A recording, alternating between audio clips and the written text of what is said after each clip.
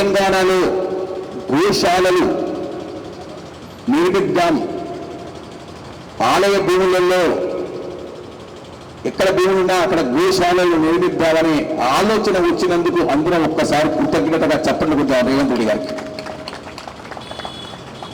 అలాగే ఇంకా ప్రతి రామారావు గారు చెప్పారు జాతీయ ప్రాణిగా ప్రకటించాలి అని.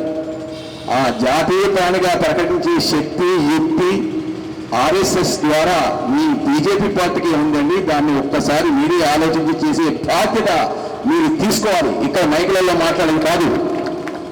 మొన్ననే చెప్పారు అమిత్ షా మీటింగ్లో, ఒక మీటింగ్లో లటకాయించి కొట్టేస్తాం గోడని పట్టుకుంటారు. లటకలేదు గిట్టలేదు ఇప్పటి వరకు.